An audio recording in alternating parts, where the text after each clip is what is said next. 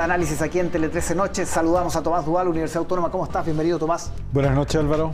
Y Axel Callis, Universidad Central, tuinfluyes.com. Bienvenido. Gracias por estar con nosotros. Profesor. Como todos los lunes, la mesa de profesores para hablar de las declaraciones de Natalia Piergentili. Monos peludos, profesor, fue duro el epíteto que ha generado toda esta pequeña crisis, ¿no? En el oficialismo. No tanto, porque el concepto de mono pertenece al... No sé si... No se ría, profesor. Es un tema, es un concepto, un adjetivo muy usado en el mundo del Frente Amplio hace muchos años. Entonces, para los que hemos hecho una topografía del lenguaje desde el principio con la actoría, los territorios y toda esa playa de adjetivos y palabras nuevas que empezamos a conocer. El concepto de mono son un poco los más radicalizados, los movimientos del 2011 hacia adelante. Entonces, ella le puso monos peludos como los más cabeza pistola que habían ya maduros. Eso significa, o sea, de ahí viene, me imagino. Ahora, claro, son desafortunadas las declaraciones en varios ámbitos. Primero porque pone en un balance lo que es la agenda de las identidades, que la hemos conversado acá varias veces sobre todo lo que sucedió en la convención, que ahí se arrancaron las agendas identitarias y terminaron capturando la convención y al final, bueno, fue parte del rechazo. Y luego la agenda social, que también hemos conversado muchas veces con Tomás y contigo, profesor, que tampoco se antepone. El problema del gobierno no es que las dos agendas choquen, el problema es que el gobierno no logra imponer su agenda y tampoco logra tener un relato que le haga sentido a una mayoría de chilenos. Ese es el problema. Entonces, empezar como, entre comillas, a agarrarse por agendas más, agendas menos, yo creo que no es bueno. El problema es que no tiene espalda política Natalia Piergentili porque todavía no gana una elección, no ha sido ministra, no ha sido parlamentaria, no ha sido alcalde, es decir, está empezando. Entonces, ese tipo de calibre es... Y además, Tomás, se le generó una rebelión interna porque muchos salieron a desmarcarse, la vicepresidenta de la mujer, algunos históricos, Francisco Vidal, otros. Es que el error es profundo. Yo creo que el error del concepto es lo que hace grave la situación. Ahora, si el Frente Amplio llega a decir que esto es una cuestión moral, vamos a tener una discusión enorme al respecto. No ¿Pero creo lo que podría decir? No creo que sea el punto, por favor. Sí. Si lo convierte en algo así, la discusión es larga, ¿no?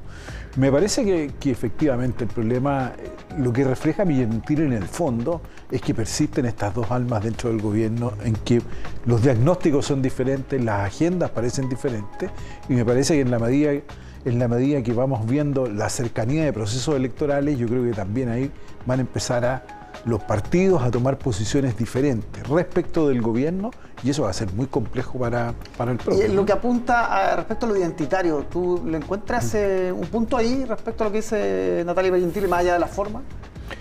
Yo creo que sí, yo creo que hay algo identitario que ha perjudicado a la política, básicamente del Frente Amplio y a Pro Dignidad, que lo ha llevado a un extremo que no tiene la conexión ciudadana posible. Tiene una conexión con una élite más bien universitaria que con el resto de la población.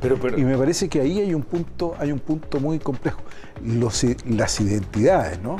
Distintos son los temas, hablemos de feminismo u otras cosas, que sí tienen impacto, pero las identidades propiamente tal, yo creo que llegan a ese Sí, pero ahí hay un matiz, porque en el fondo el contrafactual fue lo que hizo el PPD, es decir, separarse y tener una identidad, llamémosle, ligada a la agenda social, que yo siempre digo que dio origen al estallido social, que el estallido social no fue un estallido identitario, fue un estallido de demandas sociales. Habría tenido una correlación positiva, digamos, desde el punto de vista matemático, si ellos supieran encarnar bien la agenda social. Pero les fue pésimo. No ocurrió eso. Fue un desastre, no eligieron a nadie. Entonces, tampoco está claro que el hecho de negar una agenda signifique valorizar la otra. Puede suceder, pero que eso tenga convertibilidad, llamémosle casi financiera, en votos, es algo que no cuadra. ¿Por qué? Porque los interlocutores es el problema acá. Pero las agendas identitarias te alejan de la población, o sea, eso es así. No, ese ha sido un Tomás, problema de la izquierda hoy día. Yo no voy a, pero que quedan en esa agenda intelectual. En eso no voy a estar un minuto, porque o sea, de hecho me siento responsable muchas veces porque durante la Convención Constitucional por mientras se alejaba la agenda de derechos sociales y se hablaba de lo plurinacional, incluso se hablaba del animalismo y todo lo que tenía que ver con la agenda. Iba aumentando la intención de rechazo. Lo veíamos semana a semana. Exactamente, entonces lo veíamos todas las semanas como esto iba, y ahí teníamos claro que eso no era la rentabilidad electoral, no era un tema de rentabilidad electoral, a los chilenos les interesaba la agenda social, la verdadera, la que tiene que ver con el pre y durante el estallido. Axel, ¿cuánto afecta a la ministra Toá esto? Que se vio muy molesto hoy día, se ha sabido que hubo algún intercambio entre ellas dos, porque precisamente es la ministra, la jefa de gabinete, que es PPD. Voy a decirlo, la ministra Toá nunca ha estado en ese cargo por ser PPD. Sí. O sea, eso es lo primero. Y segundo, ella no tiene una relación con el PPD, muy fluida, llamémosle, de una militante orgánica que esté participando en la mesa y en las decisiones. Yo creo que hace rato que la mesa de Natalia Pier-Gentili obedece a unas lógicas que son distintas a las de los políticos clásicos. Recordemos que la gran mayoría de los políticos del PPD, como Pancho Vidal, Vitar, Nicolás Aguirre y otros, estuvieron por la lista única, pero son minoría.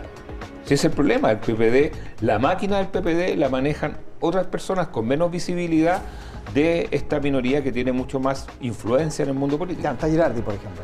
Ahí está Girardi, ¿Sí? Claro, en el 94%, llamémoslo. Claro, el 94%. Pero hay una estructura de partido que Claro. el partido está muy debilitado, viene de una decadencia, y yo creo que ahora al no escoger lo deja en una encrucijada. Sí. Más allá del cargo que tenga la ministra Toá, ¿no? Y un partido el que partido está... tiene, por eso, el partido que viene de una decadencia electoral muy profunda, con divisiones. Bueno, si uno lo compara con la democracia cristiana, viene en el mismo camino, más bien en la misma ruta. Sí. Y me parece que ahí también hay otro punto del PP. El PP quedándose sin fondos, ni estructural ni políticamente, va a tener una dificultad mucho mayor. Hablando de partidos que están a la baja, en decadencia, hay una especie de agenda de salvataje, ¿no? A propósito de este umbral que se ha fijado de un 5% para la subsistencia de los partidos, umbral que dejaría fuera, por ejemplo, a los partidos que estamos mencionando, a la DC, al PPD, a los radicales, en fin. Hay reuniones, hay también una suerte de lobby. ¿Cómo has visto eso, Tomás? Lo que pasa es que el proyecto de nueva constitución establece el umbral para evitar la fragmentación. Yo creo que es errado. El umbral por sí mismo no va a hacer juego con la fragmentación. Me parece que tiene que ver más con la magnitud de distrito.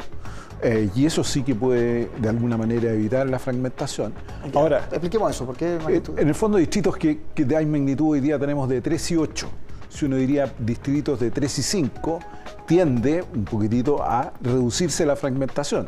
Si además uno le coloca el límite, bueno, va buscando ciertos equilibrios en esa materia.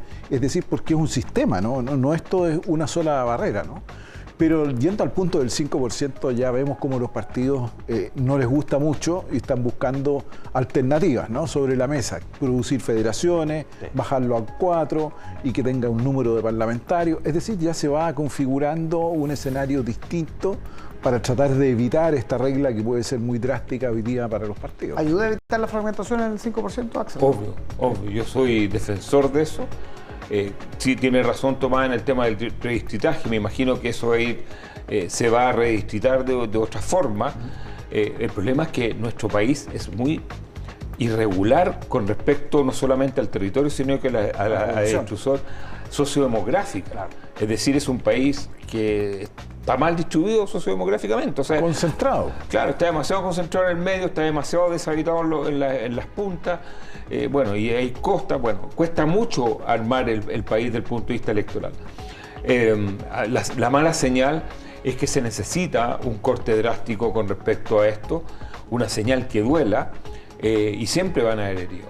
El problema es que empezamos ya con la letra chica, que es un 5%, pero las primeras elecciones van a ser un 4 y un 4 con 8, es decir, con 8 parlamentarios electos que te pueden suplir el 4. Sí, y pero en Chile esas bajas pasan a ser permanentes, claro, nunca recuperan el 5. Exactamente, y esas 8, en realidad, considerando lo que ya tenemos. Entonces, si hay 2 senadores que tú tienes, ya no son 8, sino que son 6 nuevos. Y vamos armando la masa, y vamos armando en la letra chica, y como bien dice Tomás, aquí todo lo que es transitorio permanece. O sea, tenemos artículos que han estado viviendo décadas en forma transitoria. Sí, por el impuesto a la bencina, uno que siempre uno recuerda. O sea, por ejemplo. Y desde el punto de vista político, en el siglo XX, la Cámara de Diputados había que hacer redistritaje. Nunca se hizo. Nunca. Nunca se hizo en el siglo XX. Todavía estamos esperando eso. Tomás Axel, muchísimas gracias por acompañarnos como todos los lunes. Noches. Que esté muy bien. Buenas noches.